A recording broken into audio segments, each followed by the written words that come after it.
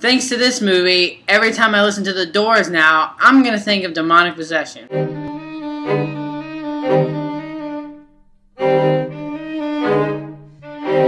In Deliver Us from Evil, a New York City cop teams up with an unconventional priest when his crimes start to involve demonic possession. Now, going into Deliver Us from Evil, I was really excited to see this film because I love Scott Derrickson. He's directed previous works as The Exorcism of Emily Rose and the absolutely terrifying Sinister. That movie still scares me, you guys.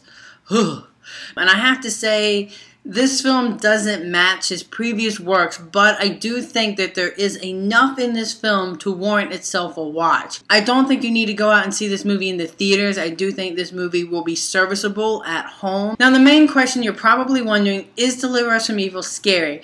My answer would be no, it's not. Deliver Us from Evil is not a demonic possession movie. Deliver Us from Evil is a cop movie revolving around demonic possession. Now, one of the things that really surprised me about this film is this film actually brings God into the equation. A lot of demonic possession films solely focus on the devil, and that's not necessarily a bad thing. They want to heighten the fear of the devil and raise the stakes of the situations that the characters are in. It makes sense, but this film brings God into the equation. I really appreciated that. And by doing so, it brings up some very theological questions. Doing that really gives the film a lot of weight. Also, Deliver Us from Evil has a great atmosphere, great tension, and just some killer creepy imagery that I just absolutely love about Scott Derrickson. Now, as for the things I didn't like about this film is for Malik. You have seen this movie done 100 times before, which of course means it's predictable. Now, this film isn't plagued with hundreds and hundreds and hundreds of jump scares,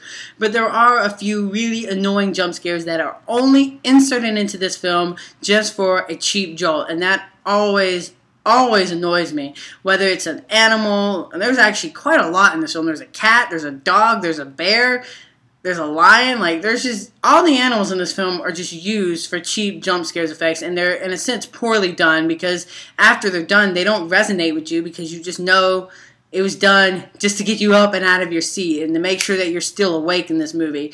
And that really annoyed me, and because the story in this film is actually really good and it's really engaging, and it didn't need those jump scares. Deliver Us from Evil doesn't reach the full potential that it could have. There is enough in this film to earn itself a passing grade. So as a score goes, Deliver Us from Evil is going to earn a 3 out of 5. So, have you seen Deliver Us from Evil? What did you think of this film? Did you enjoy it? Were you disappointed? What are your thoughts, your emotions? Leave them in that comment section below. And until next time, you guys, I'm the Slasher Movie Reviewer, and you guys have just been slashed.